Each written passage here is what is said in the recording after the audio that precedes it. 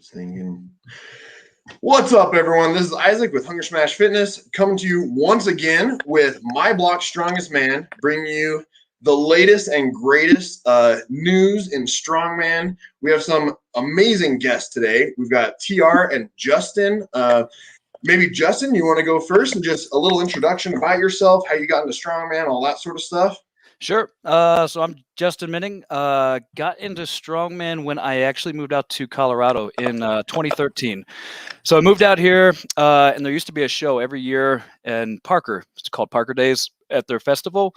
Went out there and watched that. I stayed the whole day, watched it from start to finish, man, and just didn't actually know any of the guys competing and just fell in love. So right after that show was done, I was like, where do these guys train? I got to go get into this. Found their gym, got hooked up with them, and was bit by the bug ever since, like most people are who get into strongman.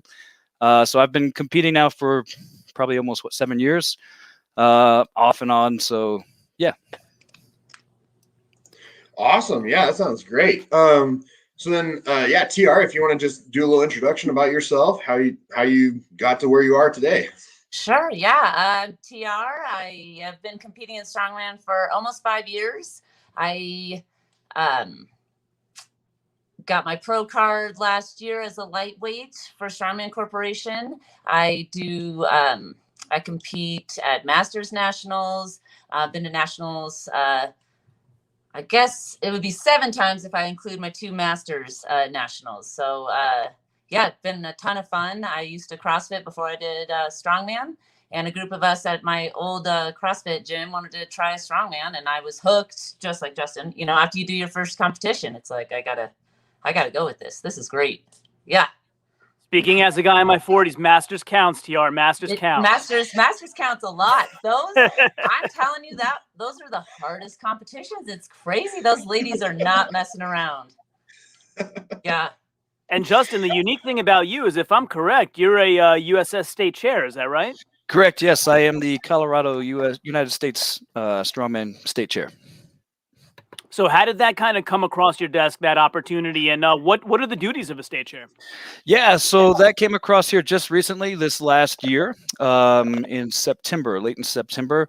So Anthony San Lorenzo, another Colorado guy who you've had on the channel here before, was the old Colorado state chair, and he was ready to kind of hang it up with that and continue to really focus on his actual strongman career and just really dive everything into that. So there was a little thing going between me and a couple of other people out here, and so we flew Willie out to our first show that we hosted last September called the Tournament of Titans, which was awesome. Good time. Super fun people. TR competed in it, smashed everybody, of course. So it was a good time, and then Willie just went ahead and went with me and said, you know what, let's make it happen. So biggest responsibilities is, make strongman fun, right? Let's get everybody out into strongman. Let's grow the sport. Let's host as many shows as we can around the state. Let's get everybody into it. For sure. Awesome. Yeah, it's great. So for everyone watching right now, we have a couple more guests that'll be trickling in as the live stream goes. So stay tuned. I think most of them are pretty exciting. We'll see what you guys think. But so now let's head on over and let's just start looking at some of the videos that John and I put up this week. So if I can figure out how to share the screen here. And maybe while you're doing that, when we look at them, Justin and TR can be the judge of which are our best. All right. Yeah. Are you guys seeing this now? Yeah. Good. Awesome. So this is John's channel right here. John, you want to talk a little bit about the videos that you've done? Yeah, like about 1,000 of them this week. So I think you might even have to scroll down more. Let's see. Well, here's our last live stream. Yeah, I think I had some overlap that. So Haley and Matt McDougall, part 3 there, that came out this week. Gabby Willits, Jamie Wilson. I mean, I can kind of pick out a few. So one of them is Sarah Huckleby, and she goes by Strong as Huck on IG for people that don't know her. 16 years old with a 400-pound deadlift. So she's going to be competing at Central Georgia Strongest Man in her father's place. He got hurt and can't compete. And so she's been doing like more powerlifting, but got thrown into it, and she's excited. And you know, like I said, I called her the prodigy there. Like I said, 16 years old with a 400-pound deadlift. So super exciting. I don't know if you guys have checked her out yet. That's That's insane. crazy. Yeah. What? I was gonna say, because you did a couple others with people that we're interviewing today as well, right? I'm not seeing all of them. So Tanneray isn't published yet. Got to get her on the schedule. Okay. Yep. Never mind. Yeah, and scheduled. A lot of them are Central Georgia. So Big Game Jay is Central Georgia's competitor. He's he's competing novice heavyweight. The yoke in that competition 650. He's training with like 925. So he's a monster. Oh my gosh. Yeah. Steve Schmidt, living legend. I mean, you guys know Steve Schmidt, right? He kind of destroys every Mauser block he finds. Walked on as a last minute at Mammoth and set a world record. So I had him on. Seth Thompson also competing at Central Georgia, and the guy next to him is Israel Harrison, and so they train together. The one where I have the middleweight missile and the lightweight rocket, they train together, and actually have a whole kind of team. Mary Penniman is with them as well. Big Game Jay is with them as well. So Alanis Landro's with them. So all five of them are kind of coming to make a lot of noise at Central Georgia's Strongest Man on March 27th, which to remind all of you, I'm doing color commentary on with John Greaves III from Garage Gym Life Media. So go over to that YouTube channel, set your reminder. It's going to be off the hook. Awesome.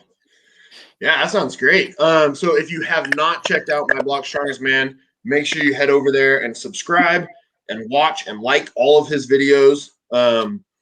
Yeah, that's it to say with that. And anybody watching, feel free to give us some comments. Let us know some questions you might want to ask our guests, and we'll be, as long as they're clean, happy to do it. Yeah. Yeah, you know, I love it when these guys come in as a crew, you know, to come compete together. I know like TR and Blacklist, they brought, I don't know how many last time, 10 people to our show. And they were just out there killing it. So it's like old school West Side when they come in the building, like everybody's like, oh no, these guys are here. Yeah.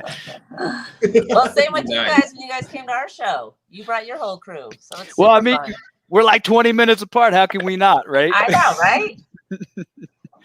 That's awesome. You both sound like you're like Thor. You bring everybody you know to a competition. You bring everyone you know. That's you right. do. You bring your crew. Yeah, let's not bring up Thor with his whole entourage that he shows up with. Yeah, so with me, I was mostly just focusing on the World Ultimate Strongman 2021, doing all the predictions and highlights with everybody with that, which that just happened today. I will be working on a post World Ultimate Strongman video saying whether I was correct with my predictions or if I was way off and all that, going through analyzing all of it.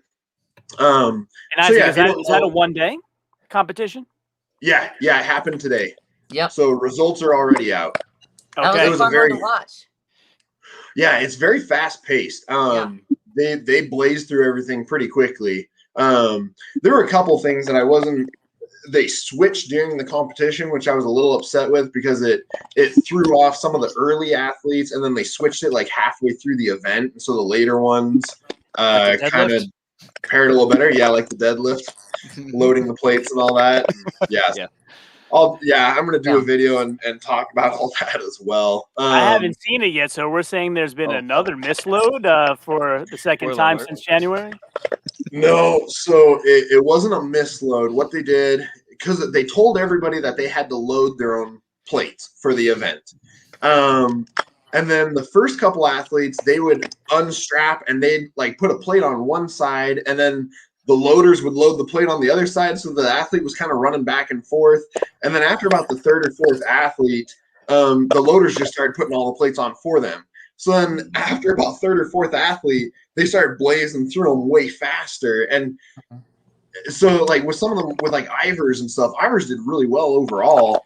And I think he would have had a much better time in the deadlift if he would have just stayed strapped in and gone through. So there were a couple things like that where it was a little upsetting to see because it kind of threw it off for the athletes a little. Bobby Thompson. We got Josh Hillen in the comments, and he's saying the same thing you are about Ivars.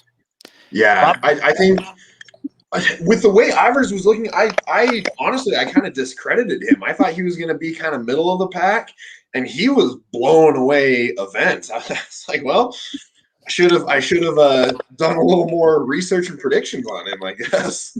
Yeah, I've no, only he made was the same thing at WSM. He just like was surprisingly consistent, and I became a big fan there. Yeah. I've only made it about halfway through so far, but Bobby Thompson on the deadlift, I mean, that was fantastic. ridiculous. That was awesome. Bobby. I haven't seen it yet, but did you see Bobby Thompson at the Mammoth on the deadlift medley? Mhm. No. Okay, you guys should go to YouTube, Garage Gym Life Media. They streamed it and they have the recording there. Check out the damage that Bobby did on the deadlift. He was just like, Isaac, is it fair to say far and above everybody else? Oh yeah. He blew, and you had some decent deadlifters there as well. And Bobby demolished everybody. Yeah. It was pretty crazy. As he did today. He was like waiting for another load. Right? He didn't even realize he was done. He was like, oh, that was it? Like, all right, I guess I'm done.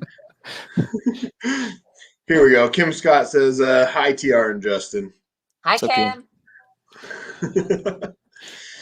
Kim. Yeah, so I think that's about all there is to say about that. Do you want to start going through some of these videos here, or should we wait for more of the guests to show up? I mean, we could start. The one thing I wanted to ask you was just, I know you don't want to kind of give it away until you make your reaction videos, but overall, do you feel like you were on point with your predictions, just generally speaking, or were you more surprised? About half the athletes I was fairly accurate with, and then some of them, like Ivers, scored much higher than I was predicting, and then there were a couple that scored quite a bit worse than I was predicting as well. So about half of them I was fairly accurate on. Yeah, I don't want to kind of jump the gun after seeing Bobby at Mammoth, but my gut instinct was this guy might be the best in the world after I saw him. Yeah, after I saw what he did on every event there. Yeah. You know? Yeah, he's really up and coming. He did.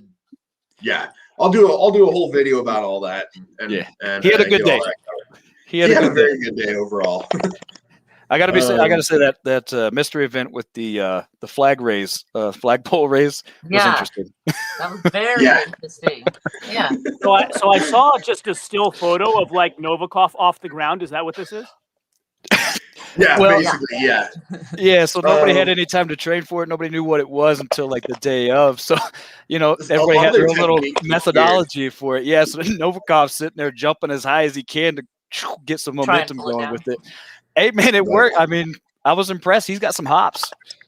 Yeah. So we just had Cecil join us as well. So we'll go ahead and bring him in. Yeah. So what's up, Cecil? Hey, what's going on, guys? Hello. Hey, Cecil. Sorry. Yeah. Huge. So at the house right now, and I was under the sink getting my new garbage disposal installed, and I went, "Oops, I'm late." Nah, it's all good. Did you get it all fixed? You good? No, not even close. Is the water turned off at least, so it's not? Oh yeah, all over the it's place? been a 3-month project. We've been washing dishes in the bathtub, so Fun. soon it'll be done. Productive. So maybe all I gotta say is this, so like I'm sick and tired of Isaac telling me how strong he is every day, like every single day. So I'm just so glad that one of his stronger friends is here today. This is just amazing. Someone who puts me to shame. Is that what you're saying? The key to get Isaac to shut up is make him log press until he gets really sick, and then he gets this really stern look on his face, and he gets quiet. And then he doesn't. I hate log press. It gets kind of pithy. It's funny. Yeah. Well, it's mostly because one, I suck at log press, and Cecil's really good at it, and so then I always feel horrible because he'll just keep going and going and going, and I'm like, I'm burnt. I can't go any further. I tapped out. Yeah. It takes a long time to become friends with the log, I feel like. Yeah. I've got, a 7.5 foot wingspan or whatever too. So I've got these freakishly long arms. So bench and overhead press and stuff like that has never been my favorite thing. You're what, like 6'3", 6'4"? About 6'5". Even better. That's tall. Yeah, somewhere in that range. Yeah. You give really good hugs. Oh, I'm fantastic at hug. I go twice around, so it's all the way. That's awkward. Before we go too much further, you want to give a little introduction about yourself and how you got into Strongman and all that? Okay, sure. Yeah. Hold on a second here. Okay, making sure my dog wasn't going to start barking here. Hi, Cecil Robinson. Got into Strongman about 4 years ago. From there, I've competed in. I think you're cutting out there. We can't hear you. There you go. Heard that. Raced motocross at a pretty competitive level when I was younger. Rode for Honda. Got hurt a couple times pretty bad. And then that kind of put the kibosh to that. But even when I was racing, I was constantly in the gym training, getting conditioning in, cardio, and that whole 9 yards. Always loved working out. Got into bodybuilding. Competed a couple times in bodybuilding, and then liked the appeal of the competition more or less, like CrossFit. So I competed. Didn't really compete, I guess, in CrossFit, but I tried it out for quite a while. There's a couple local gyms around here, so I trained out there doing that. And then just watching all the dorks that show up to CrossFit was not my thing. And I mean, great people, but it is a total niche community. Like, not with us or against us. So definitely didn't like that. And then was watching the Eddie Hall documentary, that first one that came out years ago, Eddie Strong or something like that. And I just remember looking at my wife and I was like, I'm going to do that. And then from there, it's been downhill from there. By the way, no offense. Pounds. I was going to say, no offense, Tanner, you do CrossFit, right? Well, no, I did do CrossFit, and for 5 or 6 years, like super into it, drinking the Kool-Aid for sure. And she's definitely with us, not against us. Yeah, definitely. Yeah, I mean, I made the switch over. I tried to do both at the same time. That didn't really work, so I had to choose, and I had to choose Strongman. It's just super fun. Yeah. I think that's a good decision. Yeah, good decision. Yeah, I know. Well, maybe from here, let's go through what's the best let's go with what's the best lifting advice you could give someone who's getting into strongman or who's showing interest in strongman at this moment? The best lifting advice? I would or just don't general advice. Generally, I wouldn't max out every day. I wouldn't do the most you can do every time you come into the gym. Even though it seems super fun, it's not the smartest thing to do. But sometimes you got to control yourself. I feel like new people get so excited and then it's just, kind of want to max out every day. I might even start. I mean, that's an awesome point. Yeah, because everybody assumes that strongman, you go 100% of the time. And really it's like, we only do that. It's only in competition you actually go 100% of the time. But yeah, I would say a lot of things too is it's going to be frustrating. You're going to leave the gym absolutely pissed, not wanting to lift again. You're going to be super frustrated because something's not moving.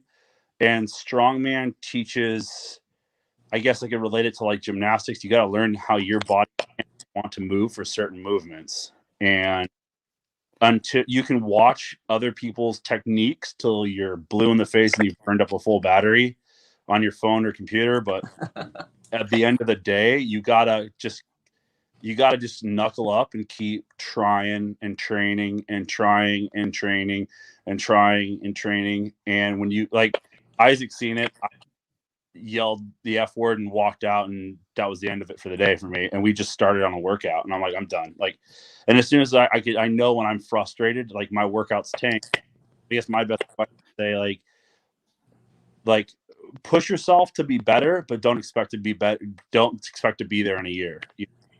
Yeah, takes a long time.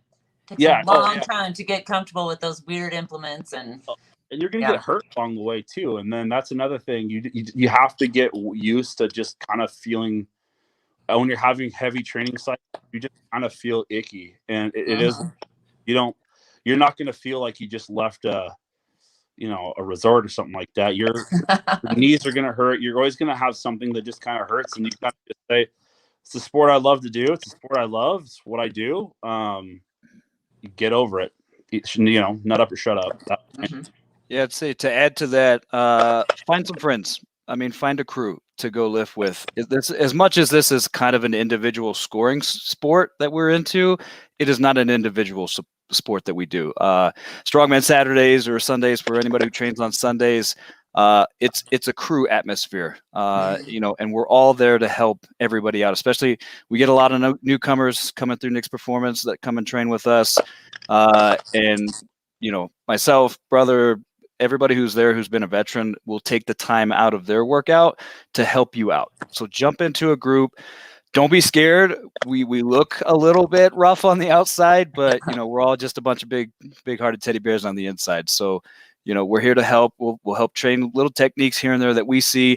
And not everything, like to Cecil's point, not everybody's technique is the same. So we might give you a cue and it might just not work for you. So try something from somebody else and see if that feels better on your mechanics, your techniques. So just find some friends. That's why Strongman Saturdays are usually 4 or 5 hours. We do a lot of talking too. A lot of talking. Yes. Yeah. It's super fun to get tips from everyone. Yeah. It's like, you're not going to have one person tell you how to do everything. It's just not going to work. You're going to need tips from everyone at every level, I say. Yeah. Agreed. Yeah, that's the good thing for me is I have no technique. So when somebody tells me something, it's always helpful. Perfect. I don't know. I guess to Justin's point, that's what makes Strongman. I mean, I'll just say it. I think it's better than anything else out there. Like you said, Justin, like a lot of us, I'm in competition. I'm pushing almost 400 pounds and I have a pissed off look on my face, but Isaac knows, like, we all start hanging out and chatting and I will pitch you shit left and right. And you better pitch it right back, and like you said, my wife, we got a full gym here at the house and, her and I have gone, she's ran phones and she's working with circus dumbbells and stuff like that. But, she's came along with me to, like you said, these groups of guys, and like everybody I've met, just some of the best people out there. Like I haven't met anybody. Even I got a couple pros live nearby me. Like they're some of the nicest guys out there. And they're like, "Oh, dude, try this or try that." And I'll just say it, man. It's not like that in any sport where people are like, "You can do better. Let's see if we can compete together. Let's do this, try that." Hey, man, don't get mad. That's what makes the sport of strongman awesome. That's right. Yeah, and then if you get lucky enough, you can come over to my house after Saturday Strongman. We can have big barbecue and grill and chill, and we have a good time then too.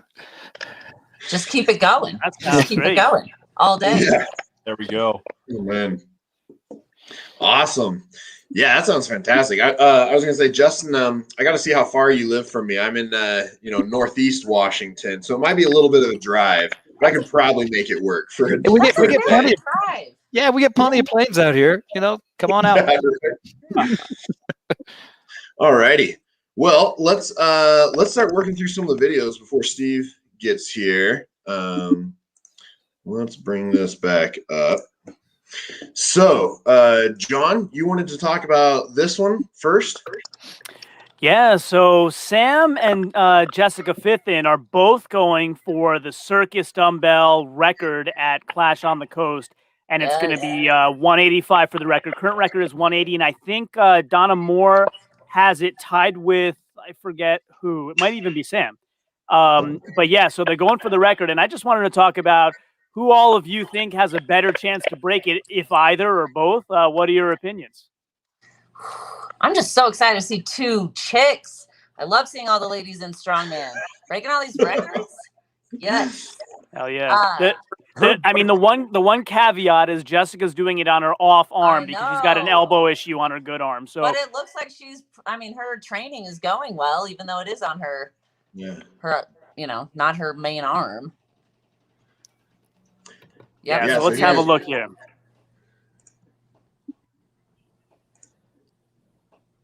Oh, come on. Come on. There we go. That's the best part here. Get it out. That's my Wi-Fi. Sorry. Just had to keep in suspense. Yes. She made it look easy. Even with the turn and drop still, yeah. Yeah. Her lefties stepping up to the plate. I think this is really going to come down to the day of and competition adrenaline. that's going for them, that's really always the biggest thing in a show. You can train all you want. Training can go really well. You can put up some big numbers, but if you come down to the day of, that adrenaline that gets you going, some people got it and some people don't. So we'll see what comes to the day of. They're both looking super strong. So either way, it's going to be good. Yeah, I mean, if it comes down to what you have on the day of, I think we saw Jessica at the Mammoth just go take a Mauser block and wreck it. And so, that's not an issue for her. She always has it when she needs it on the day of. Yeah. Yep. Yeah. Let's go through. Let's look. Do you want to go through Justin's video right now? Yeah, we can do that. Let's see. So this is you going. Or no, let's see. Is this the right one? This is actually my little brother. That's his brother. That's your brother. Jeremy. This is my little big brother, because he's actually heavyweight, and I compete at middleweight. So he's the bigger of us. He's actually the strong one. I'm just the pretty one. There you go. So we got a new coach here starting in January. First coach that we've ever decided to go through. And we were doing a lot of speed work at the beginning here in January, running with these farmers. And, we made it a competition. Everything that we do, even during training, is a competition. And so, he was trying to beat me every night that we did these farmers, and just had a bad pick, just didn't quite get to the end on that one, and just pop, there it goes, so. Man. Yeah. I still beat him every time. I mean, those heavyweights, so they're big and all, but they're just not all that fast. Yeah. I think he's a little bit faster than you. Comparing one video to the other. Yeah. But you've got some good speed on you too, though. So I got a question: if he's strong and you're pretty, together you're Robert Oberst? Pretty much. I think that's how that works. Yeah. Did you have any other videos you wanted to go through with this, Justin, or any others that you want to talk about? Or you can bring up that picture there. I did a little comparison here earlier this week, and it kind of spurred a share your tear situation there on Instagram. So last year in May 23rd, my brother and I were going to have a little competition on just a regular training day. We're going to do some axle overhead press, and we're going to see who can press the most, him or I. So we both were feeling good that day. Everything was good. My elbow has been hurting me a little bit last couple weeks before this. Not a big deal. Just I thought a little tendonitis, I'll be fine. So we both hit 300 on the axle. Not a big deal. And then went for that 315. And on my way up, on the pull up, had 3 pops like rubber bands. Pop. And I knew then, I just tore my bicep. So yeah, this picture here is just a couple of weeks, maybe about a month after surgery. I had surgery on June 1st. And obviously from the look of my face there, I was not a very happy camper during that time, a little bit depressed, even having a bad beard day, obviously looks a little rough. So lost a lot of size, of course, as it goes. And I was listening to the doctors, being smart, staying off of listening-ish, I guess. I wasn't supposed to go to the gym, but legs are fine, right? There's no reason in hitting some SSB, hitting some pit shark, single arm deadlifts, which I don't suggest anybody do. So I took a good picture because I knew this was gonna change whenever I got back into it. And then picture on the right is just from a couple weeks ago. Everything's coming back nice. I'm feeling really good again. I'm feeling strong. I'm recovered. Bicep tear, it's like the badge of honor in Strongman. If you haven't tore your bicep, are you really trying hard enough? So I guess I'm not trying hard enough. I don't suggest it. I If don't want to do anybody's that. done it, don't do it. But it's a quick recovery. Really, if you listen, pay attention, take it slow on the recovery side of things. And then when it's time to go, I got cleared in October, sometime late October. And right after that, I was back in it. They said, take it slow. Sure, I did for about a week. And then, I was starting to push again. So yeah, big goals. Yeah, and by the way, Justin, both Josh Hillen and Kim Scott in the comments say you look jacked on the right. Oh, well, thank you guys. It's the shorter beard. See, that's what just makes me look fitter. Yep, there you go. Do you know, was it the long head or short head of the bicep, or Do you know where the tear So happened? it was a distal bicep tear, so it tore down at the bottom yeah. where it connected to the forearm. And I got lucky. I had my elbow sleeves on, and it didn't roll up very far, so they didn't have to fish it out of the shoulder or anything. And I got it looked at, right after it happened. Went and got the MRI, got the surgery scheduled within 8 days of tearing it. So it was a quick, simple fix, no pain whatsoever during the surgery. Afterwards, recovery went really well. They just pulled it down, put an endo button in there, and said, "Let it heal, and it'll be fine." It's okay. Yeah. Man. So Cecil, I wanted to go through. You've got a video. So I love. Cecil really explains to the weights what he's going to do to them before he moves them. He has a really heart-to-heart conversation. I don't know what he's telling them, but it always works, and the weight always moves. So, Cecil, you want to talk about this a little bit more? Sure.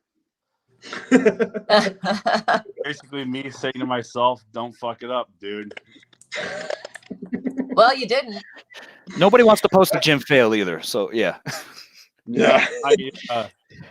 You just got to get into that zone, and you hit some smelling salts, and you sit there for a minute while you get some oxygen back in your brain for that 30, 40 seconds that it takes. And then I found that as long as I'm committed to the bar, I'm not going to go. So it's either moving it or I'm breaking some process of moving it. So that's just me kind of finding my dark place to get it, because I knew that was first time I'd pulled 700 for a double, and I really should have went for a triple or even pulled it for 4. Now, I mean, hindsight being 2020, and deadlift just absolutely sucks the life out of you. I feel like it just makes it feel like you're pushing your legs through concrete is what it feels like. And then you watch a video and you go, "Oh, that wasn't bad at all." You're kind of past the point of no return if you think that. So, just trying to get in my mindset, kind of get in a dark place in my head that I need to, just so I can get those pulls in and get it done. See, Yeah, I mean, it looked to me like you were having a whole conversation with the bar before you got going. So I pointed this one out to Isaac. And you said something really interesting that I think people who haven't competed like me didn't know. So I thought that when you use the smelling salts, you got to go as quickly as possible. But you're saying 30 or 40 seconds. That's very interesting. Yeah, usually for me, I've been using that skull smash. And I mean, that stuff, when you hit it, the back of I know I've got it good when the back of my brain feels cold. And Dang. And it's always kind of like, for me, I get that massive head rush. It kind of hits me. The fight or flight kicks in, and then at that point, I know it's time to go. So I just need that, and I'm sure if you mic it, I'm definitely talking to myself, trying to get myself into that kind of that dark place that I need to go when I do all these big lifts and stuff like that. And Isaac's known, he hears me mumbling to myself when I'm getting ready to do those big lifts, and it's really just me getting myself kind of in that zone. I think Kim knows exactly what you're telling yourself when you're lifting heavy. Oh, that's happened before. Yeah. I've always wanted to make a shirt that was called Skid Marks and Deadlifts. Maybe if my channel gets big and I get my own clothing line and all that sort of stuff, I'll let you design some t-shirts for me that way. Yeah, I mean, I've deadlifted with Chris Duffin at Kabuki Strength, and we've done the whiskey before, and that works pretty good. But that's kind of a precursor. I'm talking about post deadlift. There's either blood or poop for me. Always. By the way, Kim Scott's had some really good comments on this stream. Kim, pop your IG handle in the comments. I'm trying to find you on Instagram, and there's a lot of Kim Scotts. Thank you. It's Strongman Kim Squats. I knew one of you would know it. Thank you. Yep. So did we want to go through the Andrew Prosser video as well, John? Yeah, for sure. So Okay. Andrew is competing at Central Georgia's Strongest Man. He's kind of a quote-unquote last-minute addition. And this is because Cody Reese decided not to compete. His body really wasn't reacting the way he wanted it to. So Andrew Prosser's in there now. He's a big guy, 6'5", 400 pounds. And the one thing that got my attention here was it's like I'm just trying to figure out what I'm watching. Like I couldn't find two farmers, so I just practiced with one. And it's kind of I was talking with John from Garage Gym Life Media earlier, and he called it a suitcase carry, which is apropos, right? That's what it looks like. So I just wanted to get folks' opinions on like, have you trained this way on purpose, or is this because you can't find a matching farmer? I've trained this way on purpose. Yeah, Yeah. it's really definitely core stability. I mean, that we've worked on that a lot. Work up to a heavy single suitcase carry for 60 feet. Yeah. I've It's only awkward as hell though. honestly, I've only trained this way once when I tore my bicep and I wanted to do farmers like everybody else was doing. So so just did one arm on my left arm, and way harder. Talk about a lot of core strength and stability and finding that right lean too. You don't get to stand straight up and down and walk like a normal person. You almost have to be like Spider-Man walking sideways on the wall. Yeah, I mean, he says he's doing 260 one-armed here, and I think I found another post of him doing 325s in two hand, per hand in two hands. So it kind of proves his point that it is, and all of your points that it is way harder. Cecil, how about you? Have you done this one? Yeah, but I've done it suitcase carry, but my biggest kick lately has been taking like a 60 to 75 pound kettlebell and then holding that up, doing like a single arm press, and then walking with it. I'm just doing really like slow steps because I just got bad shoulders, and I find that if I find where my shoulder wants to lock in, it really kind of helps me connect with like circus dumbbell, because you can feel you get that brace in through your abdominals, you're feeling it in your obliques, you're kind of tying your hips into it all, and then you kind of flat into it in your shoulder. And so that's something that I've done quite a bit of, just trying to find my balance in shoulder pressing, because it's always been a fight for me. All right, cool. Very interesting. Yeah, like I said, I just wanted to get some expert opinions on whether this is commonly done or kind of he was improvising in the moment. And we have another guest here now. So let's go ahead and bring him on. Steve, what's up? Steve Potion. Feeling good. Just got back from training. Hoovered down a pizza when I got home. Did a little leg session with my compression bags, and figured I'd jump on here and see what you guys were all doing. How's the leg feeling, Nice buddy? to see you. Legs are coming along very slowly, but that that you got to start at 0 to go to 10. So You do. Absolutely. Well, we really appreciate you coming on. Oh, my pleasure. My pleasure. Tanner, you look good. Thank you guys all you. look great. Thank Justin, you. you guys I'm ready so for next happy to weekend? see you. Well, we were planning on coming down there this weekend, except for the this fake snowstorm that we didn't get. I know, it's such a false alarm. Snowmageddon, yes. Right? Oh my God, they sold it like it was the end of the world. Yes. Yeah. No, That's all right. not even sticking to the streets. You guys haven't got snow down there yet, then either. Not a lot. Not a lot. But like I said, the Shamrock Showdown is next weekend. I'm glad this weekend. Let's get this all out of the way so we don't have this weather next weekend. I mean, you could have the coldest day of the year and have a competition that day. I mean, you could do that. Yeah, I think I know who did that, right? Yeah, it's a good time. Outside doing some Denny holds in what was it, -2 that day with the snow coming down. Mm-hmm. That's too Strongman there. That is, yeah. Be adaptive. So Kim in the comments says hi, Steve, as well. Hi, Kim.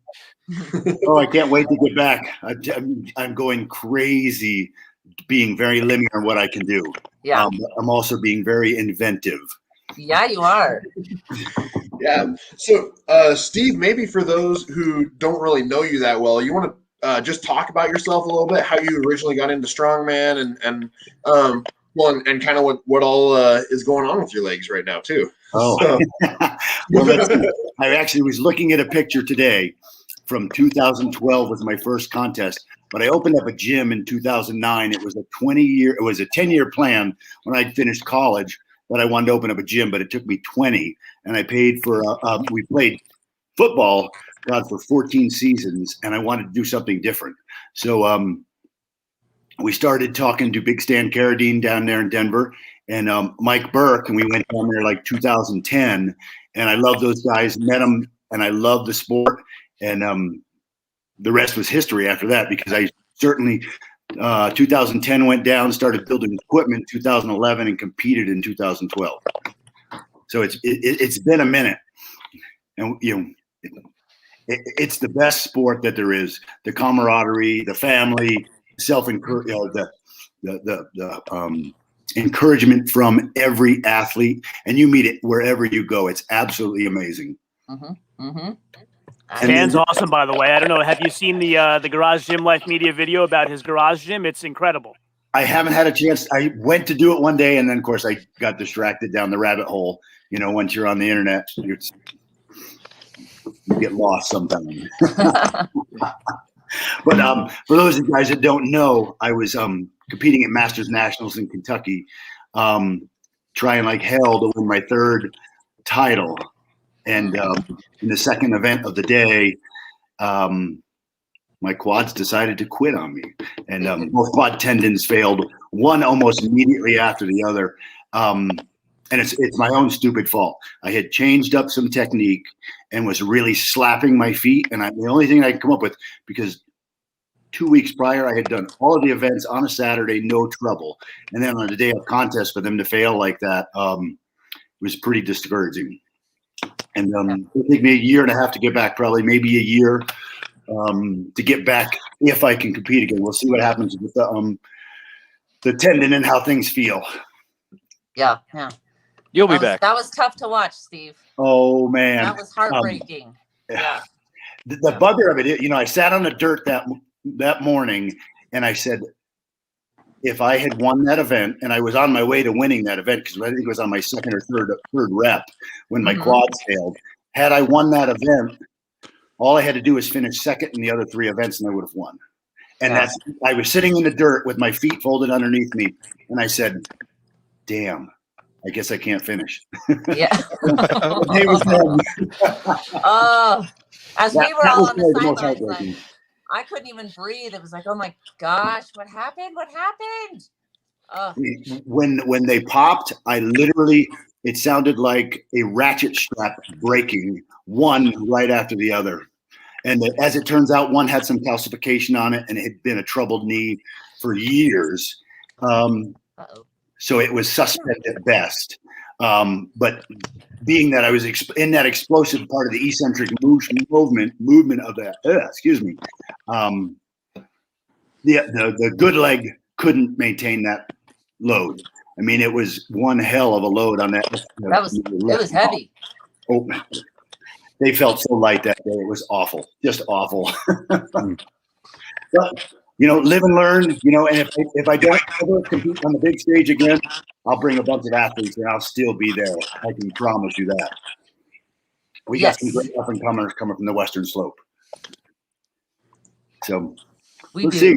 I just love Strongman. And just so the rest of you guys all know, we're looking at putting the Crown Mountain Strongman Championship back on the calendar again. But I'm just trying to figure out. No, it'll probably be in October.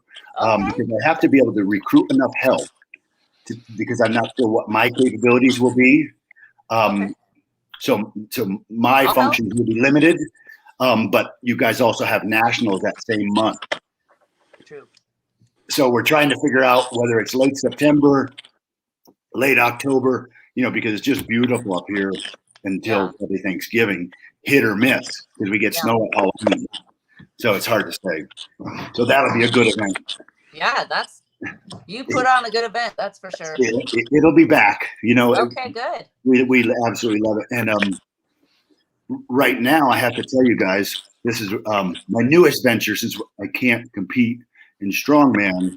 I've put together a group of guys, and we're going to hike a 14er in September 17th, I think. Actually, it might be the 15th during the week. Some of my adaptive athletes from the Crown Mountain, we are going to conquer Mount Albert. Awesome. I won't be walking for another month or three, but come September, we're going to conquer the mountain. So that's our goal right now, is to get up over the mountain and then get back into Strongman. That's so cool. Awesome. And by the way, Steve, you're getting a lot of love from Kim Scott in the comments. She says, I'll help or compete or both. Oh, beautiful, beautiful. I'll put her on the list. And just so everybody knows, what I'm thinking of is it's going to be a car deadlift. It's going to be a traditional strongman contest. It'll be a 5-run Atlas Zone series, car deadlift, log press, yoke, and farmers. Sweet. Traditional. But it's going to be heavy, and it's going to be probably a little bit longer than normal. Perfect. Great. That's what I like to hear that. Yeah, Yeah. let's make these shows heavy again. Let's Right? put the strong back in strongmen. Yes, Yeah. it's not a fitness contest. I think we need heavier competitions. We need people to train up to that level. I know Right. if you're training, you're hitting the weights, you're like, okay, I got this for 5-10 reps. Like that's great, but what about these shows that you're like, I'm really not sure if I can even hit that weight, but maybe on the day of it's gonna be there. Those are the shows that are really fun to go watch. That And is they also make you better, you know what I mean? Because it's easy to get a PR in the gym, but it's even better to get a PR in contest. No for question. sure. That's right. Well, I'm Yeah, and excited. I know Steve was saying that his weights felt light, but Mammoth was heavy for everybody else. Yep. I thought Masters weights were heavy, Steve. I see. They were, and that's the whole thing that drives me crazy. They were all working weights for me, so it was more about speed and timing. And I was trying to go super fast, be super efficient, and I had such tunnel vision that I lost my mind, and I broke. It's just that simple. But another part of me says that I've always said I was durable, but I would either go or blow. Well, we blew. It was a great contest. And Mike Tumanillo is a great athlete, and I really wanted to beat him because every time I've competed, he hasn't. And then when he's won, I haven't been there. So it was one of those, it's like bring the two best old guys and let's see what happens. Yeah, because you weren't there last year. No, because I was recovering from a hamstring from the year before. So we've been going really hard for probably the last 6 or 7 years, competing at least 3 times a year. So maybe it was just time to take a break. Time to take a break. And my body's saying, "Hey, back off." But I'm long from done. As soon as I'm able to drive, I'll be heading to Denver every Saturday to be training with Brian again to get him prepped for Worlds. Sweet. Then we have the Classic, which is going to be in August. I have to work that, and we'll see what happens after that. You have to come down and check out Blacklist. Well, that's been on my list. But Okay. when we were scheduled to come down this weekend, but then when the storm came, Yeah. no, we're not going to risk it. So Not next worth it. weekend I'm in Nashville, and then the following week we're planning to go to Denver. So we'll make a round of visits because I can't go with Brian, but I can come down and visit for an hour, and then I can Okay. Yeah. Sweet. check out your new facility. All right. I'm excited to have you. So I guess real quick, we're getting a little bit of feedback on the mic. So maybe if you're not talking too much, try and mute your mic. And then I was thinking maybe this is a good time. I know, well, Steve, obviously you've been injured in competition. Cecil, I know you've had some injuries and everything. Maybe we could take a moment, just talk about some of the injuries that you've experienced and what you've been able to do to kind of come back stronger post-injury. Whoever wants to go first on that. Justin, you want to start? Yeah, so we talked a little bit earlier about mine. Like I said, I My tore my dogs are bicep. barking. I'm gonna mute real quick. I tore my bicep May 23rd last year. COVID was going on, all this stuff. We were still training at home. We had some equipment at home we were training with, got back in the gym. Brother and I, we went head to head on a axle clean and press little competition just to settle a little dispute. And on the 315 clean, I tore my bicep. So that was, again, one of the faster recoveries to come back from. Got the surgery done June 1st, which was 8 days after I tore it. So a very quick turnaround. Then took some time off, about 2 full weeks off from the gym before I was able to get back in and start hitting some legs again. Yes, I know that wasn't that long. Don't tell my doctor. Did some single arm deadlifts and things, which wasn't recommended, but had to get at it. That's just that mentality that we've all got. So I was really depressed at the time, like most people are, when they're feeling like on top of the world. And I'm going to go to nationals this year. We're going to have a great time. It's going to be great. and then boom, this happens. Like, oh, well, there goes all my plans now. So kind of had to step back, reset a little bit, which was okay because I was just getting into kind of the competition side of hosting of the shows.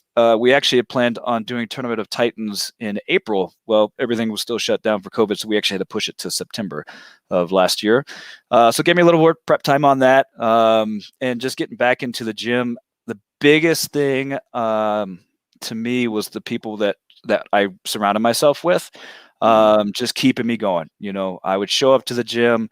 Yeah, I'm weak. Yeah, I'm getting small, but I'm still here. I'm going to put this work in. You know, I'm going to focus on something that's good. So the pit shark to me became a really like that. I want to hit heavyweight on the pit shark, right? It's something. It's something I can look forward to. I want to put 1,200 pounds on this pit shark, and I want to squat it down for a few reps and make it feel good. And you know, I accomplished that. But it was something that I could look forward to at that time. I'd still go to Strongman Saturdays, be doing my own thing, but I was still there with the group. So never take yourself completely out of everything when you get hurt. Keep going. You know, I know it's frustrating. It's a really rough time for everything going on, but you're going to recover. Take the time, get recovered, and then come back. And don't just jump back into, oh, I used to be able to do this, or, oh, man, I used to be able to do that. That was nothing. That was light. You're going to have to start over. You know, I mean, depending on what your injury was, and maybe your mechanics are a little different now. And the other big thing is it's mental. You know, so getting back on the axle, clean and press is a little bit of a mental thing for me now. So I've switched up my form a little bit just to make sure, okay, let's not do anything stupid with that again. But that's the biggest thing. Get over that. Don't come into the gym all grumpy. Don't be angry, upset. Take it slow. Everybody gets hurt. You were pushing yourself. That happens. Okay. It's time to move on from that and get better. Because what's the goal is to get back to competition. And that's where you want to be. Yeah. And I can add to that because mindset is such a huge part of any, you know, from competing to recovering. Surround yourself with positive people. Don't get down on yourself. And truly what we've discovered is over the years that if you're in a depressed state or a mental negative state, your body's in it's more of a flight response as opposed to a fight response, and your endorphins are different, and you will actually heal slower. And the other side of it is getting into the gym, getting the blood flowing. You know, we need that blood flow to heal. If you're just going to sit around on the couch and mope and be whiny, you know, your blood pressure is all the way down, your heart rate's in the toilet, you're probably not drinking or eating. Get moving. You know, I was home a week and I started walking. The doc said you can walk. I was walking. Sitting in the house drove me crazy. I'm not a person who can sit still. Attitude is so much of getting better and then getting back to it, because you'll find a way. You'll heal. You'll take care of it. You'll be smart about it. Don't give up. Yeah, it's been impressive to see your attitude, Steve, for sure. Yeah, you got to stay positive. I haven't had like a major injury. Like you guys have been talking about. I hurt my back pretty bad a couple years ago before my first Arnold, about 6 weeks before the Arnold. And it was all I could do to stay positive and be like, oh my gosh, am I even I couldn't deadlift, couldn't do anything before. And a couple weeks out before, it's like, okay, I think I can try and push it. And then I retweaked it. And it was just it's so sad. It's so hard to go through that and not get depressed and sad. But yeah, you keep going to the gym, you keep a positive attitude. And I mean, I went and I pulled the deadlift once and I was like, I didn't hurt myself. Oh no, I'm gonna call it good on that one deadlift on that. That's all you can do. And then it's just like, okay, this next year, it's like, I got to rebuild my back. Yep. Well, pay attention, listen to your body, do your recovery. You know, pre-motion movements are so important to avoid injury. But the other side of it is, if you're not getting hurt, you're not getting dinged up, are you really pushing it? Right. You know, if you're always just skating, you know, are you really running at 85% or are you pushing it to 95%? Yeah. Well, I can say that I've had a fair amount of experience because I've had both my shoulders rebuilt, one knee repaired once before. So this is nothing new for me. Torn a lat, torn 2 hamstrings, torn a bicep. Jeez. You got if you want to win, you need to be able to push the limits. But it's also a risk versus reward. Know when to push and when to back off, and listen to your body. If it says, hey, we need a break, take a break. You know what I mean? Make sure you got proper nutrition, feeding your body what it needs is huge. And since I've gotten hurt, my nutrition is spot on. I haven't missed a vitamin, haven't missed a fish oil since Yeah. because it's like, well, you can't take you take those little things for granted. And next thing you know, you might be missing something and it could be a weak point. Yeah. Huge. For sure. Yeah. Take care of your body and listen to it. And don't forget, take those deload weeks for a reason. Yeah. Right? Yes, those are hard to do, but it's like you have to. Well, when we first started competing, we didn't know enough not to stop training before a contest. We would train up right to 2 days before a contest and go as heavy as possible. And then it's like, what are you doing? It's like, what do you mean, what are we doing? We're training. What? Getting ready. Brian and Mike Burke are like, no, you got to take a deload week first. And goodness gracious, your ATP levels in your blood just go up like crazy. And all of a sudden you got more energy on a day of contest. And you go, that makes sense. Okay. Right? Yeah. And then Cecil, how about you? What have been your experiences with injuries? Well, after racing motorcycles, I don't even know where to begin. If you want me to speak just about that, other than a fractured leg, broken jaw, and a separated knee, as far as strongman, separated my right shoulder, which tore my labrum, so I got 4 pins holding that sucker back together right now.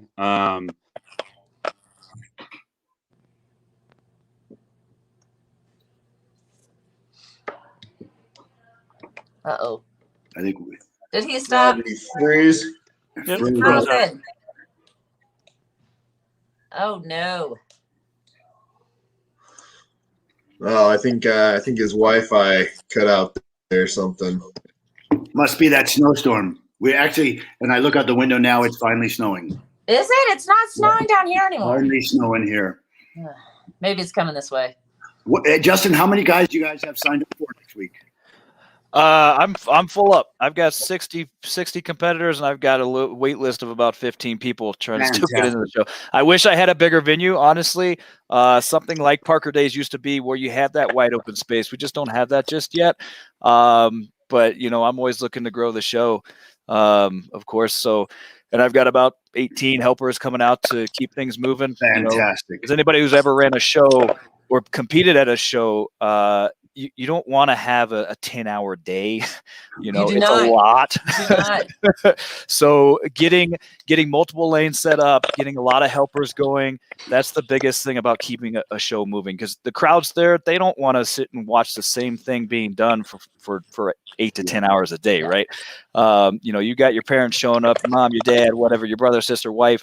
They don't want to be there all day just to watch you compete for 5 minutes, right? So usually you have a full day for 5 minutes to show everybody what you can do. Yep. So we're going to keep the show moving. We're going to move it fast, not too fast, but enough time to keep things moving right along. So, yep.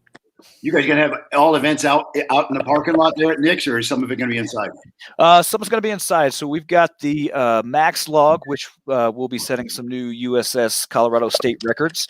A lot of people are hungry for that. So that will be inside on the turf. I got 4 lanes of log rolling. So we're going to be moving through. Fantastic. Yep. We've got a lot of equipment. Toys, as we like to call them. Right. Yeah. So we're gonna push them through. We're gonna kind of run it like powerlifting style. For anybody who doesn't know, you're gonna give me your opening weights on the day of weigh-in, and then we'll kind of let everybody go from the lightest weight to the top weight based on your class, whatever log that you're on. And then we're gonna reorder and run them again. So you get 3 attempts. Last attempt, I'm expecting to see some people go for broke, hit some big log numbers. And we did this deadlift ladder at the Tournament of Titans inside the cage. Yep. The energy was really off the hook with everybody in there. We had basically 3 lanes set up, and there were 3 deadlift bars on each lane. So we had 12 deadlifts going on, and it was intense. The crowd really got into it. There was a time I was trying to yell on the mic, I couldn't hear nothing. Like, just everybody was getting after us. So, electric, that's beautiful. Yeah. So are you streaming that? I'm not, unfortunately. Don't have anybody set up to do that this time around, but we're always looking to grow. Right. Yeah, I mean, either way, shoot both me and Isaac the information for that. We'll promote you for sure. I got a really big mouth, so we'll promote you for sure. Cool. Yeah, I appreciate that, man. And you've got 3 promoters here, right? I mean, with Colorado. So Yep. anybody who's watching right now, make it out to Colorado to do a show. Sure. Since I am the USS Colorado State rep, all of our shows that I run will be USS driven. Guaranteed to do 2 shows a year, possibly 3 if I can squeeze a 3rd one in. And I know TR is starting to host shows now at Blacklist. Yeah. So if you haven't made it out to Colorado yet, one, it's a beautiful state. So come on out, take a whole weekend, come check out the mountains. Sure. And we are, I'm going to say it, we're probably like the strongest of the strong state. Aver State probably says that, but we've got Colorado strong. We're Colorado strong. We're putting the strong back in strongman. That's what we're trying to do here. So we're going to have some heavy shows, especially with the Tournament of Titans 2 that's coming up. I got some ideas going. We're just going to keep getting heavier and see what people can do. Awesome. Sounds awesome. So, Isaac, I think you're probably keeping an eye out for Anthony at this time. Just wanted to remind you. Yeah. So Anthony just popped up. We can only do 6 on the stream at a time. Yeah, so why don't we gently usher Justin out? Any closing remarks, Justin, that you wanted to share with the team here before we switch segments? Yeah, if you're in the Denver area next weekend, we're doing the Shamrock Showdown. Come on out, hang out. It's going to be a lot of fun. There are still masks restrictions in the area, so just bring one with you. I'm nobody's mom or dad except for 2 kids, so you can put them on at choice. But anyway, we're going to have a great time. There'll probably be a couple hundred people there, so just be ready to have some fun. Again, look out. Cheering you on. That's right. TR is coming out. So if you want to come meet some big strongmen, I've got Anthony San Lorenzo. He's judging. He's one of my judges. John Cotton, if everybody knows John Cotton, and Stan Carradine is coming down to judge as well. So 3 big names in the Colorado strength sport they will be judging you. So if you want to know anything about strongman, stop by, say hi. Those guys will give you the time of day. So yeah, Tournament of Titans 2 coming up probably this late summer, maybe early fall. Steve will talk later about when you want to do your show so we don't overlap too much. And then that's about it. Fusion Sports supplements. If you guys are into pre-workout stuff, they're great. They're based out of New Jersey. Just a single guy, throwing some stuff together, but he does great. He's a sponsor of our show. Always been really good to us. Fringe Sport is also another big sponsor of this coming show. They sent me a lot of cool prizes to give away, and a couple of barbells to give away. One of our events is the Steinholt. So I've got 2 big weighted swords that we're going to be holding out with beer hanging from the bottom in steins. Usually holds are a pretty boring event to watch for spectators, so we're trying to fancy it up a little bit. And for the athletes, the top male and top female who hold it the longest will walk away with a barbell. So that's pretty cool. Sweet. That's exciting. Yeah, so we're just going to get bigger and better. Like I keep saying, we've got a lot of great sponsors. And the biggest thing to me when I'm putting on a show is I want athletes to walk away with something at the end of the day. So their prizes that they get to walk away with are some pretty cool stuff. I know Cerberus is sponsoring us. They're giving us some gift cards. We've got a local massage therapy lady. She's great. Does some work on Brian Shaw, Vegas Sports. So you're going to walk away with some cool stuff. Excellent. Sounds super cool. I'm really honored that you were able to jump on, Justin. I really learned a ton from you. You had some really awesome opinions and experience on all of our posts today. So, Isaac, any final words you have for Justin before we switch over? Yeah, no, I just want to say, thanks so much for taking time out of your day to come and hang out with us for a while. And I definitely want to get you back on the stream at some point in the future. Next couple weeks look like they're a little booked up, but maybe next month or something, we'll try and get you back on and give you a nice 2-hour window where you can talk about whatever you want. Great. Hey, that sounds great, guys. Yeah, and if you ever come out, let me know. I'll do some brisket for you or pulled pork or something. I'm down. My wife's family all lives out in the Springs, and so we head out that way every once in a while. So perfect. Yeah, we'll have to swing by and say hi sometime. Perfect. All right, I appreciate it, guys. Thank you very much. Bye, Justin. Thank you, buddy. Take care. Nice meeting you, man. Yeah. And by the way, for anybody else, as Justin just did, we should make it more clear. Feel free to promote anything you like on here. It's no problem at all. Anthony. All right, here's Anthony. Hi, Hey, everybody. See you, brother. What's going on? What's up, Muscles? What's up? So Actually, Anthony, last you just couple want to do? minutes- Oh yeah, you want to just do like an introduction, explain who you are and all that? Well, I was just gonna say I've been watching the last couple minutes. It was really cool to like see everybody on here, and hear Justin talk about that show. I'm excited to be part of it next week, and yeah, I'm sorry if I cut you off, man. Go ahead.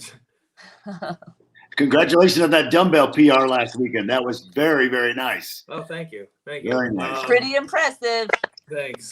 Yeah, my previous best before that was 215. And then I saw Nick hit 217, and I was like, I gotta see what I can do now. I got it. Wait, so what was it? 235? Yeah. That's a pretty big increase. Mhm. Yeah.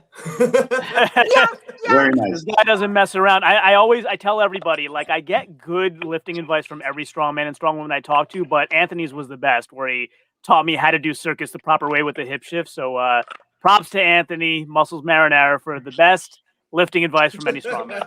Yes. Thanks, man. Muscles Appreciate it. marinara. Anthony, can you tell us what's going to be the events for that Clash on the Coast? Because I don't know what they are. I don't know if the I have audience it knows or written not. down here. Give me 1 second. It's 10 events across 3 days. Yep. So there's quite a bit. So I always forget them off the top of my head here. I got them right here. Give me 1 second. Okay.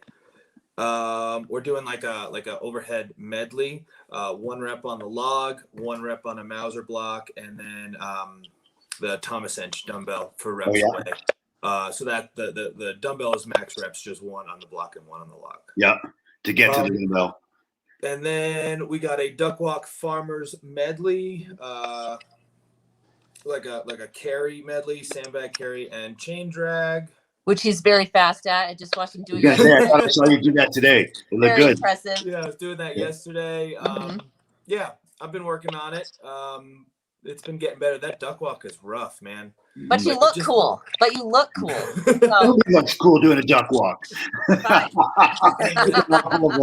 The plates just like hit the inside of your legs, like the inside of your knees. It's just like uncomfortable, but you do what you got to do, right? Yep. Then we got a max apple on axle. And if you've seen some of these submissions, some of the lifts these guys are doing are unreal.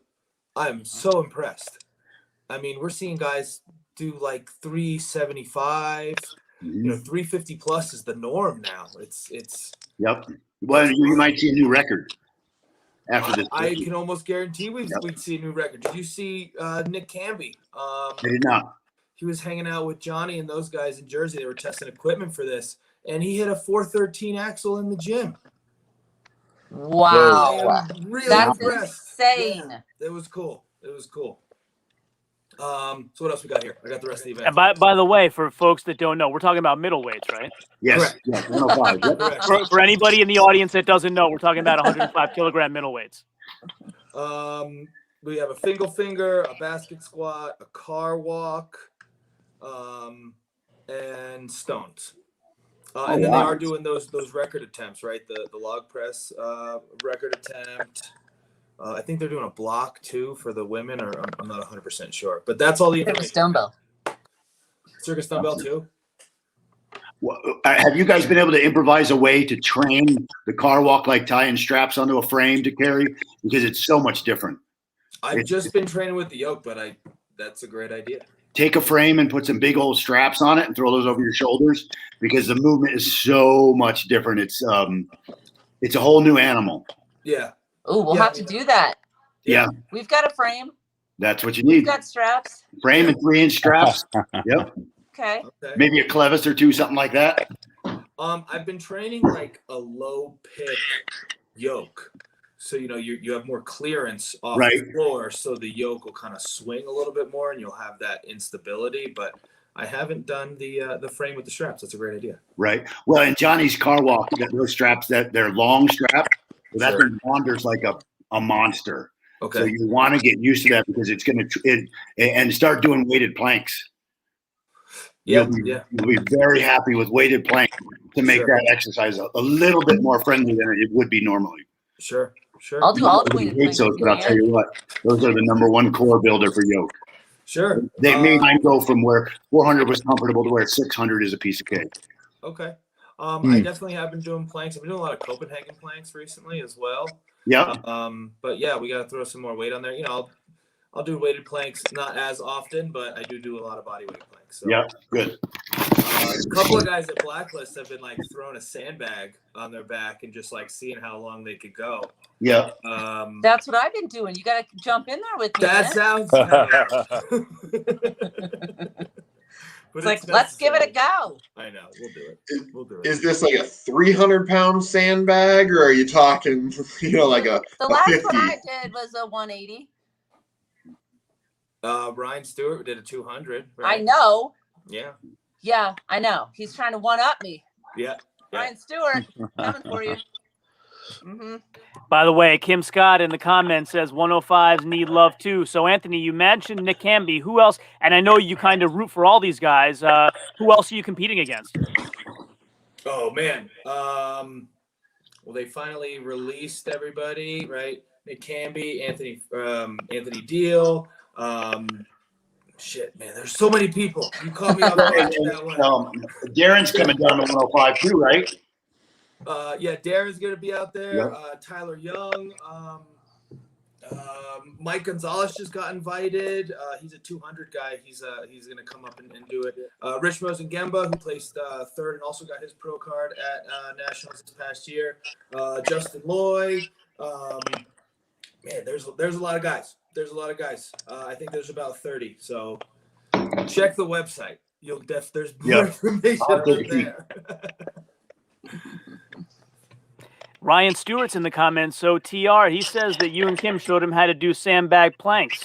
Yeah, we did. So but now apparently he's doing more than me. So now I have to go in. Now I have a goal this week. Duh. Oh, he's out there at Blacklist too? Yeah. Nice. Yep, we love him. Yeah, he's our big hype man. I would say Ryan Stewart's our biggest hype man for sure. Nice. I'm Isaac's biggest hype man. Not very good at promoting myself. It's nice to have a hype man. I was going to say, let's go ahead and take a moment real quick because we haven't done this for a little bit. If you're watching the stream right now, make sure you go and follow all these people on Instagram. So I'm Hunger Smash Fitness on Instagram and YouTube. Please subscribe to the channel. Helps me out. Go to My Block Strongest Man. Subscribe to his channel. And he is My Block Strongest on Instagram. And then Anthony is Muscles Marinara on IG, right? Yeah, he's _muscles_marinara, right? Yeah, someone took the other one. I'm definitely the strongest Muscles Marinara on Instagram. Nice. And then Cecil is Cecil Diesel Strong. Steve, you're Steve Foshin or just Foshin? Yep. Just it's like it sounds in motion. Okay. And then Justin is Manning Muscle. And TR is TR Manthe. Just TR Manthe. So, yeah. I feel like I need to get more creative. Yeah, I know. So if you haven't subscribed to these people on IG, or if you haven't subscribed to John or I on YouTube, please do so. Or Blacklist Strong. And Blacklist Strong. There you go. I don't know if I've subscribed to that yet, so I need to check that one out too. You got to check that out. And like the stream as well. Yeah, yeah, definitely.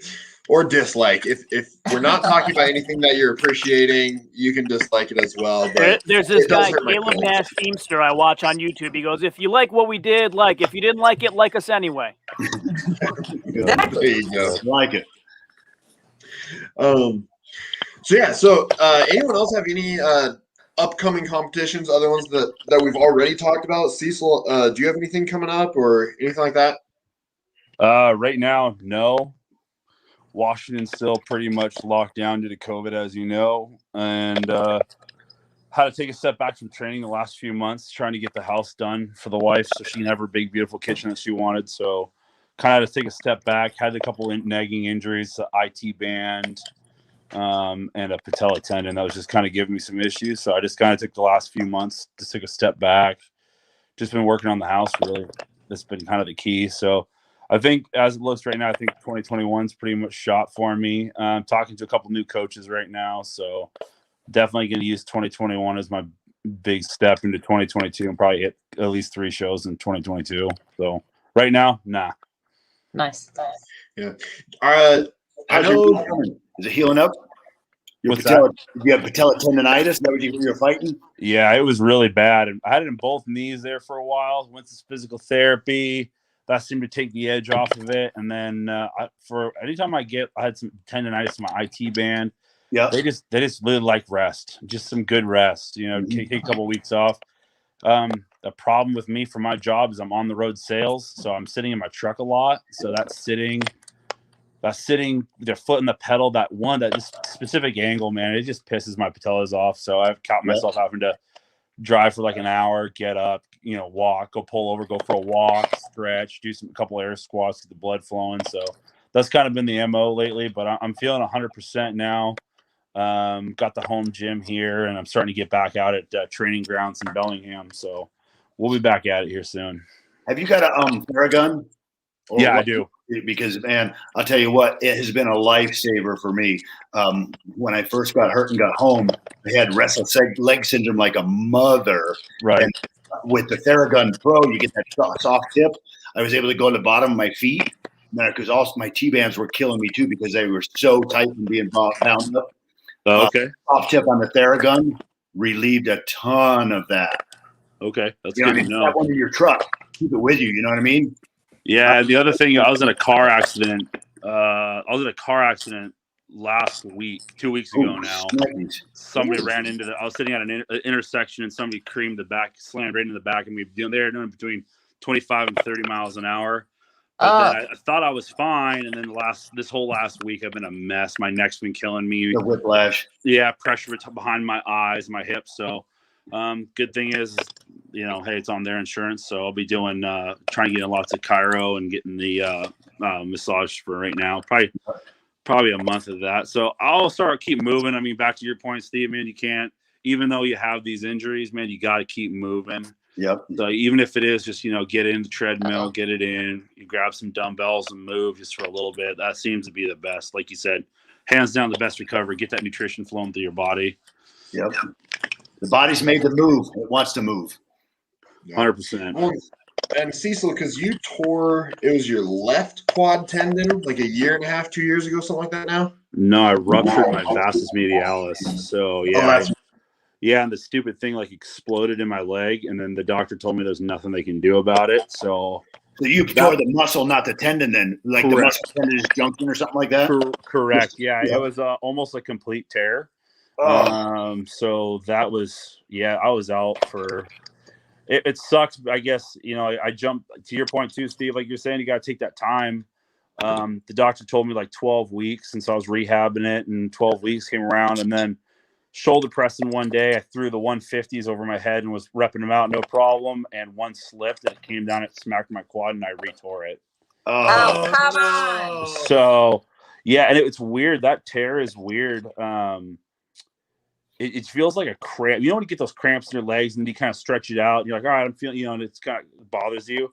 It's a cramp that brings you to tears. You probably felt it when you tore your quads, man. Your legs do all sorts of weird stuff. And that cramp that you feel, my leg locked up. They gave me a leg brace, but my quads are so big that nothing worked. Yeah. So I had to just kind of mentally keep myself straight. And so I walked around in peg leg, and I was working at a little sales desk job at the time. And so I was wearing flip flops and workout shorts to work because I couldn't get pants on. I couldn't put shoes on. So, that was brutal. That hurt like hell. So how does it feel now? Good. It's actually really strong, which is weird. Right back in January, right before I started the whole house remodel here, 600 on SSB was just flowing like butter. So now and your trust with it is great. What's that? You totally trust it now? Oh yeah. Yeah, cool. 100%. The walking lunge has been a good one. Started off with body weight, and then slowly started grabbing some kettlebells and stepping on it, and just getting a little more pressure put on it. But yeah, it's 100% now. I just got a goofy looking leg now. Like I got a pretty dominant looking quad on my right leg and Right. my left leg, and it's just kind of flat now. Yeah. So, but it's still strong. The left leg's also the same leg I tore my hamstring on too. Yeah. So I've often wondered how much the two coincided. I tore my hamstring, like, was it 3 weeks before Empire Classic over in Spokane, Washington. I tore it like 3 weeks before that. And I was like, yeah, I haven't trained this whole thing. And I could still squat. I could still move. Totally fine. Ended up winning the contest on a torn hamstring. So that was, I don't know how much recovery I really did. I just brute force and ignorance. I just kept moving on it. So I don't know. Yeah, the two could have completely coincided with each other, but my left leg so far is like hamburger meat right now. Did you have a bunch of physio done on it?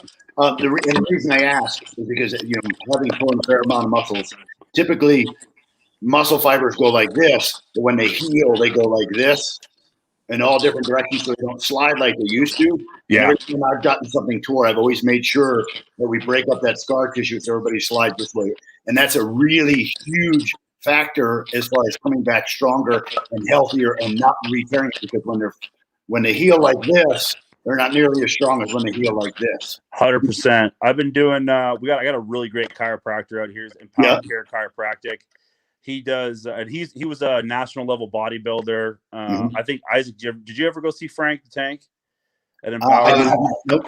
No, I never went and saw him. I mean, I know who he is, and I've talked to him and stuff, but I never had him work on me or anything like that. So I go see Frank because I get Graston sessions done with him. Yep.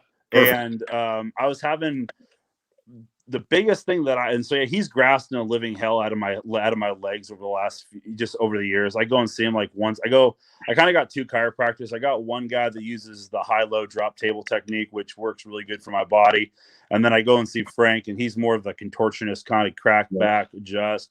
But I get AR, so I'll do ART with him. I do Graston with him. And then I also get laser therapy done with him too. And my body really works really well with that. But where I found I had issues was I was prepping. I can't remember the show I was prepping for. So I ruptured my quad like 2 weeks before Washington's Strongest Apple with Grant Haga. Yep. And then a few weeks after that, my leg was all jacked up, and I was kind of moving around, and I was having issues with my elbows. So then both of my elbows were killing me, and my leg was killing me. And I went and got Graston work done.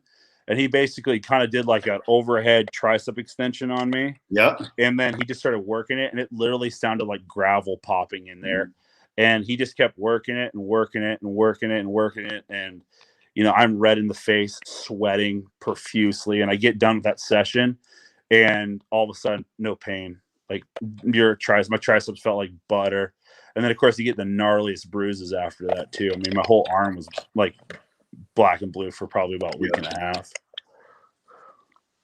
Retrain that muscle to grow in the right direction and break up that scar tissue is really important.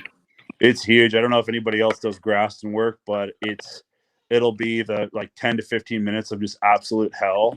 You'll walk out of there and you'll go, I can do that again. And then you just stay at it, man. You just stay at it. And that's been huge for me, is just lots of Graston work. Yep. The relief is huge. Yes. Oh, yeah. It's miserable getting it done. It's not fun at all. Especially my guy. He looks at me, he's like, you can take everything I got. And yeah. Yep. I mean, you've seen some of the bruises I get. It's miserable. So it usually takes a few days for the muscle to come back for activation. He's told me to go train after getting Graston, and then I can't feel any activation in that muscle. So to me, it's not worth it. I'll take a couple days off, wait for that bruising to come down, the blood flow to kind of re-normalize that muscle group, and then I'll hit that muscle group again, and then I'm usually good from there. How's your body holding up, Anthony? I'm good right now, man. Fantastic. No real injuries to speak of. Knock on wood. I have had back injuries in the past. A herniated disc at L5S1 that just every so often likes to remind me it's there. Yeah. But it's just telling you to correct your form. That's all, right? Yeah.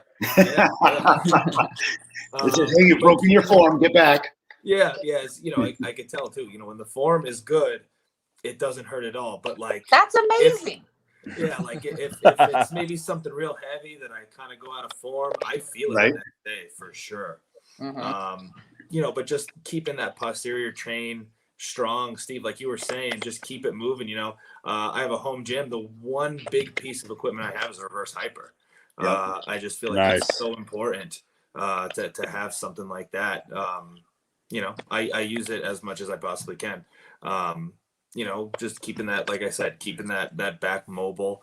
You want to make sure that you do that to help prevent injuries, and that's what I do. But man, hearing your injuries, I didn't realize you've torn that many muscles, Steve. That's only part of the list too.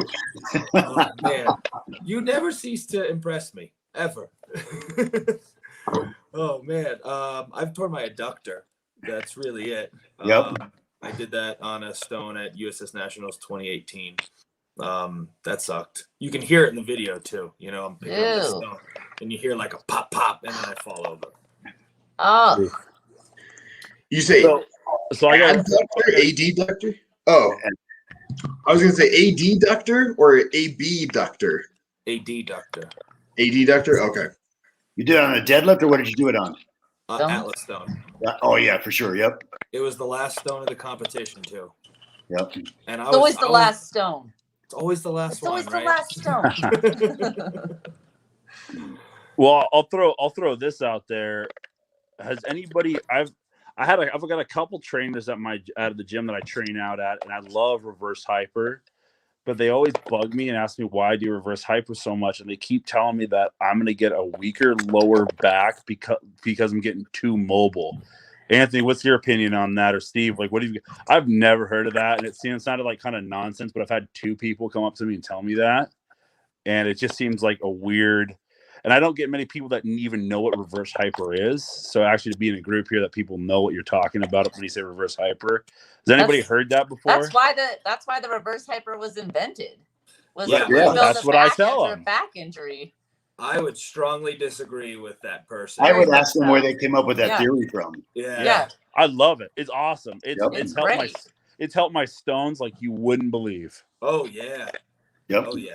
I mean, Isaac, we've trained stones before, and we've started off just doing reverse hyper, no weight, and then a 25s, and just slowly working them out, and then doing a bunch of hip activation work, and then crushing stones, and it's been like huge. But everybody's like, "Oh yeah, don't do it too much." Why not? I don't know as though your mobility could be too good. Exactly, 100%. That doesn't make sense. Yeah.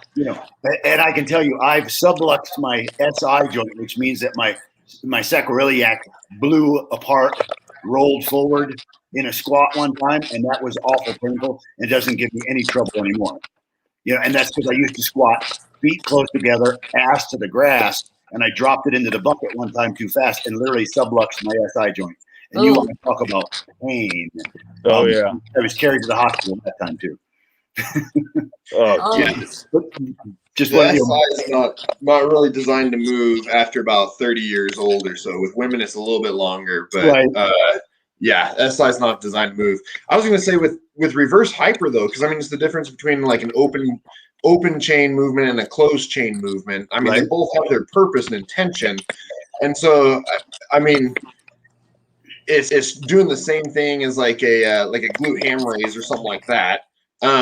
Just working it from the other side, and so you're getting some minor traction on the spine as well, which is really beneficial. So I have no clue why anyone would be against using a reverse hyper for anything like that. I will say I have seen some people do it wrong, where I feel like they maybe bring their feet too far forward. In that case, if the pendulum is going past 90 degrees, you can have a situation where you might pull some vertebrae apart more than they should be. Maybe that's what they're talking about. But I would say that would be a good thing, and a lot of times, because like after heavy yoke or heavy squat day, you'll do that just to create a little more space. Because you've been so open the traction up in that lower lumbar. Yep. Yeah, because that's exactly. I mean, because when we traction on people in the clinic, I mean, if we're doing lumbar traction or something, that's what we're trying to do. Is we're trying to slightly angle and pull that line, about 15 degrees off or so, and then you're trying to create that space between the vertebrae. And so, to an extent, I mean, if you're doing it aggressively where you're swinging down really hard, and so you're aggressively forcing that separation, yeah, you could cause some damage to some of the ligaments or something like that, potentially. But even then, I wouldn't say that you'd be at massive risk of injury, even with that necessarily. Yeah, I don't know. It's my favorite machine. Yep. Hands down. I use it all the time. It's the best. It's great. It is Because you can lay there and get a workout in. Yeah. And by the way, Isaac, I know we're probably going to wrap up soon, but it occurs to me that we had a discussion earlier that we now have an extra expert to weigh in on. So, Anthony, who's going to break the circus record at Clash on the Coast? Jessica, Sam, both or none? Oh man. I think it's definitely plausible for both. Jessica has some amazing pressing power. I'm excited to see. You know, I don't want to pick a favorite. I think for either of them to do it is definitely plausible. Yeah, I'm thinking it's potentially both. Oh, did we pull up this video here? Yep. They can both do it. Come on. Because that's her doing, she was doing like 4s at 155, right? Threes, it looks like. Yeah, it looks like threes.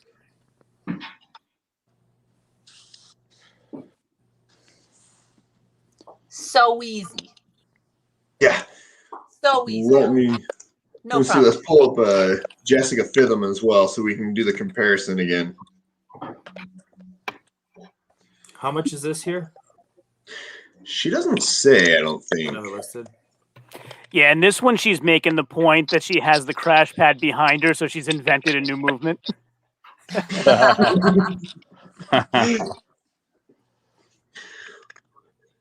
Well, now that Anthony's on the stream, let's hop over to his little walkthrough on how to do There it a is. circus dumbbell.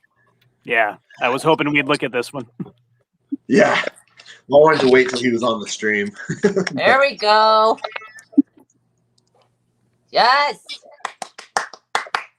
It's In all amazing. fairness, this was attempt 4. It And that was on the attempt 4. Bartos, right, Mike? Anthony? That one's nasty. The Bartos. The Bartos is, yeah. I It feel was like if you can attempt get 4.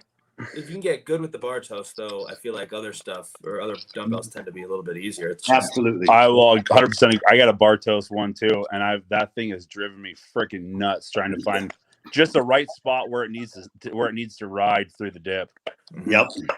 It'll That- beat you that up. was such an Awesome exciting dumbbell video. though. I bought it getting ready for my first Arnold 2018. So I bought it. I drove from Colorado to Jersey to go home for Christmas, and I stopped at Mike Bartow's shop in Ohio and picked it up so I could save on the shipping. So I've had it for a while now, so I've really gotten pretty comfortable with it. But like, you know, I have another dumbbell. I don't know if I could get this weight in that other dumbbell. You know, The bat bell? in that bell, yeah. Bat bell. I kind of like the Bartos bell. It's just, it feels like home, you know, when you find a piece of equipment you like. It just I wish I could say that about a circus dumbbell. Yeah, No, no joke. Never home. So Anthony, both for New Jersey winters and Colorado winters, do you put this thing in the trunk for extra traction? Yeah, I mean, I drove it across the country, man. I did. I was kind of worried, like, man, what if I get an accident and this thing goes like flying through the windshield or something? Like, Because it's 135 pounds empty. yes, Like, it's Yes. huge. it's huge. Yeah, Yeah. it's a big one. Well, and the booger is the space in between the bells is longer than a normal one, so you don't get that brace of the forearm on it. Right. Usually you can kind of, with those more square bells, you know, you Yep. kind of rest part of it on the forearm, create an extra point of contact for that stability. But yeah, with that Bartos bell, it's really all just that wrist stability. Well, even just to get mine to ride, sometimes I feel like you get that elbow in the right place. I mean, it's so long, my elbow's almost touching just to carry it in the right position. Yep. I mean, it's an awesome dumbbell. It can take a beating. And so it's like you said, Anthony, if you've tried that 4 times, man. Yeah. The fact you got on the 4th attempt that's huge. Well, Yeah. we You got on weren't the first, gonna that's great. let On him the quit. 4th, huge. We were not gonna let him quit. So that's Nick Strauss, one of our coaches at Blacklist in the background, and he hit his 217 in the bat bell, and he did it on his 4th attempt. So after 3, I was like, "All right, man, I'm done." And he was like, "No. I did it on my 4th. You get 4 tries." And I was like, "Okay, you get 4 tries because you had locked it out the other like 2 times before that. You just didn't." Like your arm was locked out, but your legs weren't. I just like didn't stand up and like get the balance right. Yeah. So TR, where's your gym at here? Our gym is in Centennial, Colorado. So where is that in correlation to Denver? My in-laws, a bunch of my in-laws live over in Denver, so we're in there usually around once a year. So it might give me an excuse to you should head come over to the gym. Yeah, it's south of Denver. Okay. Not too about 15, 20 minutes south of Denver. Okay, so they live in Littleton. Oh, okay. That's probably a 25 minute drive. Yep. Okay. Yeah, you got to come by. I'm in downtown Denver. It's about 25 minutes. Littleton. Okay. Probably about 25 minutes. Well, I mean, it's the Denver metro area. It's really not too out of the way. Yeah, I mean, where I'm up by the Canadian border, so anywhere I go is at least 25, 30 minutes. Okay. Then you'll be good. All right. We'll make a point the next time I'm out there. Yeah, you have to. Anthony, did you have any other videos that you wanted to talk about while we're on your Instagram here? Oh man. I don't know, that video where I was pulling the sled and I fell over. That was funny. That's a good one. I was trying to purposely avoid that one, but if you want to bring it up. Do it. I mean, come on. I don't take myself too seriously. Do it. Is this where is Kim on the sled? Yeah, Kim's sitting on the sled. I didn't think it would be that much heavier. Like, because I was pulling it with the 2 sandbags on there, and I was like, yeah, whatever. Like, we'll throw Kim on. Like, she's 140 pounds. Like, yeah. I think it was her sitting on the sled, and then it sunk the sandbags to the ground, and so now there's like an extra layer of friction. And I really think that's what did it. That makes sense. So I'm trying to pull it, and then I fell right there. And in that moment, I think this was like my 3rd or 4th set, and I was like, okay, I'm done. I'm done. You still got some good distance on it, at least. Yeah. And I think if like I had maybe like cleaned the bottom of my shoes off or something, I might have got it a little farther. But it was fun. I had a good time doing that. Oh, the Mauser. Yeah, and I was gonna say I wanted to talk about this one a little bit too. I've never tried a Mauser block. It looks like a ton of fun, but it also doesn't. It's a lot about the positioning. I really haven't trained with it as a pressing implement a whole lot until getting ready for Clash on the Coast. And it's a lot about just making sure you get your hands right in the middle of that thing and you can balance it on the way up. That's really the hardest part. It's just a unique piece of equipment. The weight's 220, like it's not really that heavy, but it's the balance, it's getting underneath it and not having it fall one way or another. Because there's several videos from this day where like it fell behind me or falling forward. So like, this is the good one, This is the good one. This is the good one. Yeah. It's mostly about balance. It's a really cool piece of equipment though.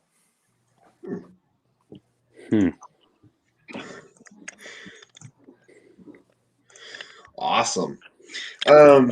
Well, yeah, we're getting a little bit close to the end. Anything else anyone wants to discuss while we're kind of wrapping it up here, or shout out?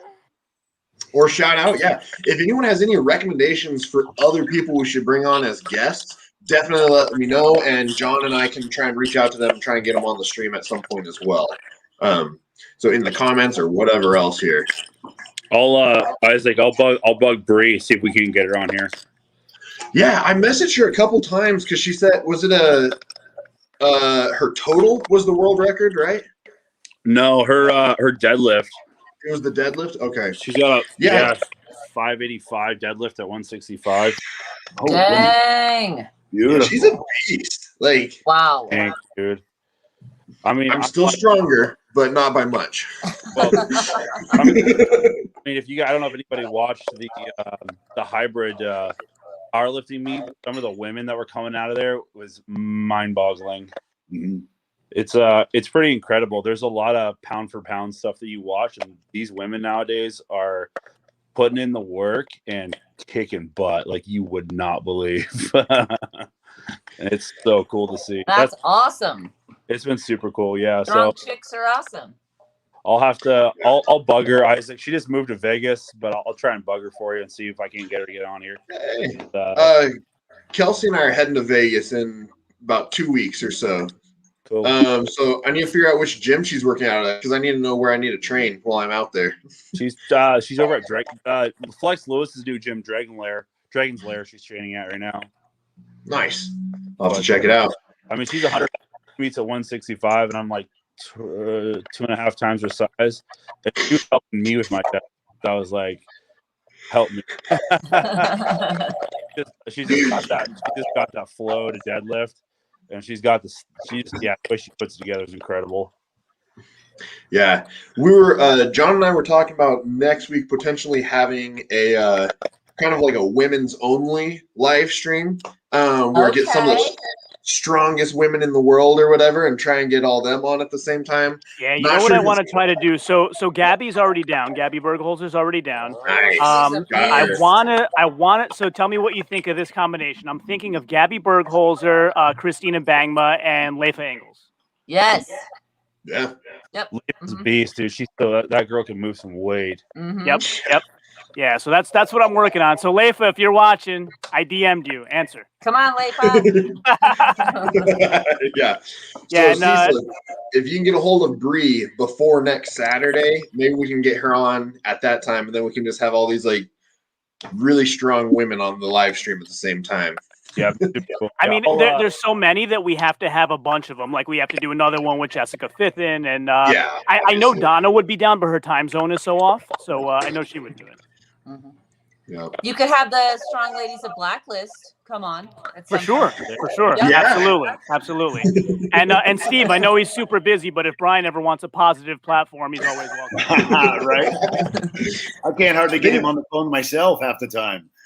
I know. I think Brian is so swamped with everything. Like every now and then, Carrie will reply to me with different stuff, but I think Brian's pretty booked. So we'll see.